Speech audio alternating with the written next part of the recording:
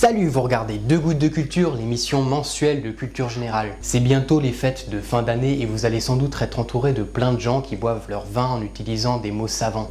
Il est goulayant. Regarde cette belle robe bien tuilée. Boisé avec un petit goût de venaison. Effectivement, il est très capité. Ce mois-ci, on va justement voir quelques termes techniques pour qualifier un vin. Commençons par les critères visuels, ce qui est observable. La robe, c'est la couleur du vin.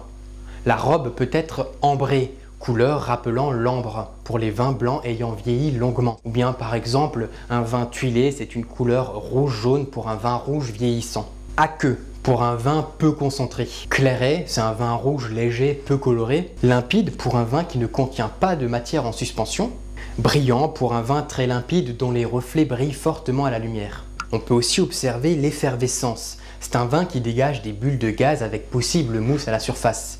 En fonction du degré d'effervescence, on parlera de vin mousseux, pour un vin très effervescent, généralement avec une mousse en surface. Pétillant, pour un vin effervescent dont la mousse est moins importante que le mousseux. Perlant, pour un vin légèrement gazeux. Et tranquille, pour un vin non effervescent. Voyons maintenant ce qui est détectable par l'odorat, par le nez, mais aussi par rétro-olfaction lorsque le vin est en bouche. L'arôme, c'est l'ensemble des odeurs d'un vin jeune, contrairement au bouquet. Le bouquet, c'est l'ensemble des arômes d'un vin acquis lors de son vieillissement. Les critères du bouquet. Le bouquet peut être épanoui. C'est un vin dont les qualités du bouquet se révèlent totalement. Ample, large palette aromatique occupant longuement la bouche. Éventé pour un vin qui a perdu une grande partie de son bouquet. Assaissant, vin qui a une odeur aigre prononcée. On dit aussi que le vin est piqué. Animal, odeur rappelant le monde animal. Boisé, parfum de vanille, de caramel ou de brûlé. Bouchonné, odeur ou goût de moisi, de bouchon pourri. Empyreumatique, parfum rappelant le brûlé, le cuit, la fumée. Épicé, odeur de cannelle, de poivre, de clous de girofle. Herbacé, parfum proche de l'herbe, ce qui n'est pas un gage de qualité. Venaison, odeur rappelant le gibier. On dit que le vin a un goût de venaison. Passons à l'examen gustatif, en bouche. L'acidité, c'est une des composantes essentielles du vin. Elle apporte fraîcheur et nervosité. En fonction de cette acidité, on peut qualifier le vin d'agressif lorsque l'excès d'acide agresse les muqueuses, de mordant si l'acidité est excessive, mais dans certains cas ça peut être avantageux pour le vin, vert en cas d'acidité un peu excessive, ce qui est dû à une vendange insuffisamment mûre, frais lorsqu'une pointe d'acidité apporte une note de fraîcheur, et mou pour un vin qui manque d'acidité. Par ailleurs, on peut aussi qualifier un vin d'aigre lorsque le niveau élevé d'acide révèle un goût de vinaigre. L'alcool est également une des composantes essentielles. On dit d'un vin qu'il est alcooleux lorsqu'il est déséquilibré par un excès d'alcool, capiteux pour un vin très riche en alcool enivrant qui monte à la tête, chaleureux pour un vin riche en alcool qui donne une sensation de chaleur, généreux pour un vin riche en alcool mais sans être fatigant contrairement à un vin capiteux. Le sucre, on dit d'un vin qu'il est doux lorsqu'il est sucré. Liquoreux pour un vin très sucré. Moelleux pour un vin sucré présentant une impression de douceur. Onctueux ou gras pour un vin agréablement moelleux en bouche. Suave pour un vin avec une douceur équilibrée. Ou bien sec pour une faible teneur en sucre. L'épaisseur, on dit d'un vin qu'il est épais lorsque la couleur et la bouche donnent une impression d'épaisseur. Lourd pour un vin excessivement épais. La chair, on dit d'un vin qu'il est charnu s'il donne une impression de densité en bouche.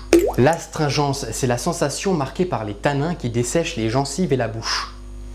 Âpre pour un vin rude et très astringent. Rêche pour une forte astringence mais moins que dans un vin âpre.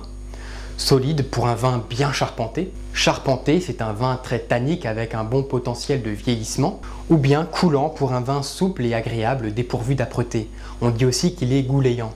Un mot important, c'est la structure qui désigne la charpente et la constitution d'ensemble d'un vin. La révélation des caractères. Agressif lorsque les caractères sont révélés trop brutalement. Aimable lorsque les caractères sont équilibrés et peu marqués. Ou bien creux pour un vin qui manque de saveur en bouche. La persistance, c'est la présence de certaines saveurs après que le vin ait été avalé. C'est un gage de qualité. Un vin qui est long. Les arômes restent longtemps en bouche après que le vin ait été avalé. On dit que le vin a une bonne longueur. Court en bouche pour un vin dont la persistance en bouche est courte. À partir de l'ensemble de tous ces critères de base que l'on vient de voir, on peut qualifier plus exactement un vin en utilisant certains termes techniques. Parmi les adjectifs employés pour qualifier un vin de bonne qualité, on retrouve fin, pour un vin délicat et élégant, friand pour un vin frais et fruité, plein pour un vin richement pourvu en structure et en arôme, soyeux pour un vin souple et moelleux exempt d'aspérité, enveloppé pour un vin riche en alcool avec du gras et du moelleux, souple pour un vin sans astringence, agréable, dans lequel le moelleux l'emporte sur l'astringence, vif pour un vin frais et léger, dominante acide mais non dérangeante, délicat pour un vin léger et fin, bien équilibré et pas trop charpenté, rond pour un équilibre entre souplesse, moelleux et chair d'un vin, équilibré lorsque les critères d'acidité, d'alcool et de tanin sont mélangés harmonieusement, fondu pour un vieux vin dont les caractères se mélangent harmonieusement, nerveux pour un vin équilibré avec des caractères bien accusés et une pointe d'acidité agréable, riche pour un vin puissant, généreux avec une robe élégante et un parfait équilibre des saveurs, puissant pour un vin étoffé, généreux, corsé, avec un riche bouquet. Corsé, c'est un vin bien constitué avec une charpente, du gras et une bonne présence d'alcool. On dit aussi que le vin a du corps, ou bien léger lorsque le vin est peu coloré et peu corsé, mais équilibré et agréable. Pour un vin ayant des défauts, on peut employer les adjectifs suivants. Faible pour un vin léger en couleur, sans structure, avec peu d'arômes, ce qui est le signe d'un petit millésime.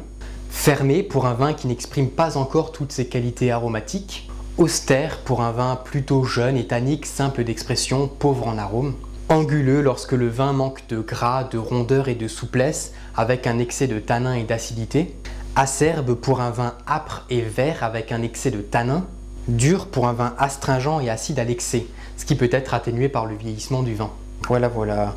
La liste que je vous ai présentée n'est pas exhaustive, mais ce sont certainement les mots les plus importants et les plus utilisables lors de vos prochaines soirées entre amis. Et je vous rappelle, si vous avez suivi l'émission parue en octobre, que l'alcool est considéré comme la 5e drogue la plus dangereuse, selon un classement sorti en 2006 dans le journal britannique The Independent. L'alcool est la 5e drogue la plus dangereuse, donc à consommer avec beaucoup de modération.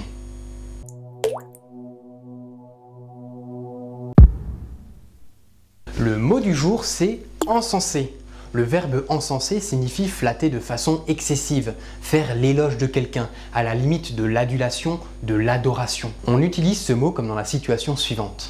Je dirais de votre vin qu'il est riche, excellent et même magnifique, tout comme vous d'ailleurs, vous êtes génial, magnifique, excellent. Doucement avec les encensements, car encenser sans intérêt n'a aucun sens. Encenser sans intérêt, on se retrouve le mois prochain. Salut.